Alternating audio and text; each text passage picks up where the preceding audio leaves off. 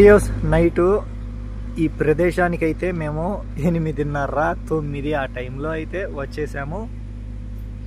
Master గాడి wheel అయితే తిరగకుండా మళ్ళీ స్ట్రక్ అయిపోయింది.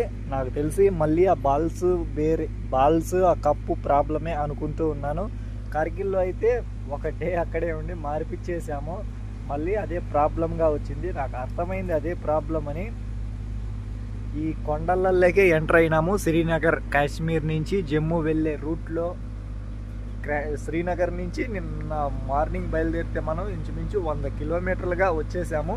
ఈ ఊరు అయితే రామ్సో అనే ఊరు. మళ్ళీ కొండలు అనేవి వచ్చేసినాయి. ఇంకొక 50-60 కిలోమీటర్ల వరకు ఈ కొండ ప్రాంతాలుగానే ఉన్నాయి ఈ భూభాగంలో.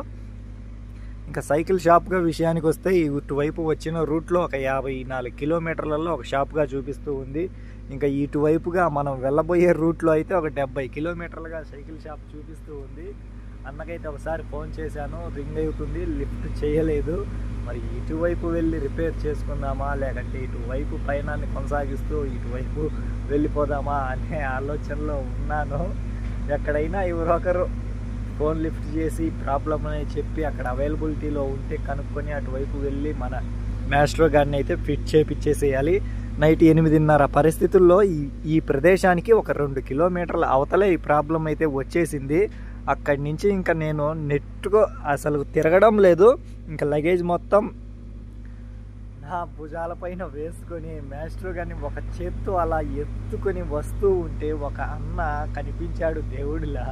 నేను ఉన్నాను కదా, నీకెందుకు ఇంత శ్రమ అంటూ అన్నని మాస్టర్ అని అన్న ఎత్తుకొని వచ్చాడు. 2 కిలోమీటర్ల వరకు మా ప్రదేశం ఉంది, అక్కడికి రా, అక్కడ ఉంటూ నైటు అంటూ అన్న అయితే ఈ ప్రదేశానికి తీసుకొని వచ్చేసాడు. ఇది రామ్సో అనే ఊరు ప్రాంతము. ఇక్కడే రోడ్డు కన్స్ట్రక్షన్ చేసే వాళ్ళ కాలనీ ఇదైతే.